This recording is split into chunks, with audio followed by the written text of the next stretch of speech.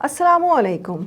कभी आपने नोटिस किया है कि आजकल ज़िंदगी में शोर बहुत ज़्यादा हो गया है। सिर्फ ट्रैफिक या शहर का शोर नहीं, इंफॉर्मेशन का शोर, phone notification, social media updates, news alerts, लोगों के ओपिनियंस। दिमाग को हर वक्त कुछ ना कुछ प्रोसेस करना पड़ता है और फिर हम अक्सर कहते हैं दिमाग थक गया है, फोकस नहीं हो रहा, दिल बेचैन है। आज की दुनिया में खामोशी रेयर हो गई है, लेकिन इस्लाम ने खामोशी को एक हिकमत के तौर पे सिखाया है।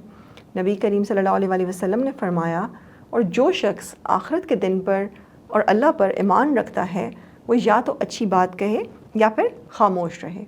ये मेंटल डिसिप्लिन है। साइकोलॉजी में एक कॉन्सेप्ट है कॉग्निटिव ओवरलोड। जब दिमाग पर बहुत ज़्यादा इन्फॉर्मेशन आ जाए तो डिसीजन मेकिंग वीक हो जाती है और एंजाइटी बढ़ जाती है। इसलिए मॉडर्न न्यूरोसाइंस कहती है कि साइलेंस ब्रेन के लिए ज़रूरी है। साइंस कहती है कि जब इंसान कुछ देर साइलेंस पे रहता है तो ब्रेन न्यूरॉन्स रीसेट और रिपेयर करते हैं। इस प्रोसेस को कहते हैं मेंटल रिस्टोरेशन। इसलिए जब इंसान नेचर में या तन्हा बैठता है तो दिल हल्का हो जाता है। मगर आज हम खामोशी से घबरा जाते हैं, फ़ोन उठाते हैं, कुछ ना कुछ चला देते हैं।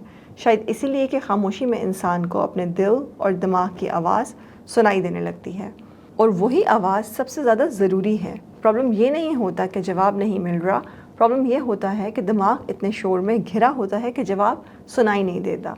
खामोशी दिमाग को स्पेस देती है और उस स्पेस में इंसान को क्लैरिटी मिलती है।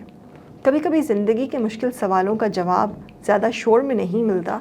कभी कभी बस इतना करना होता है कि इंसान थोड़ी देर के लिए दुनिया का शोर कम कर दे और फिर अल्लाह की तरफ मुतवज्जे हो जाए। जब दुनिया का शोर से दिल भर जाता है तब खामोशी का सुकून दिल को अल्लाह की तरफ ले जाता है। सुकून में रहिए, खुश रहिए, देखते रहिए वी न्यूज़।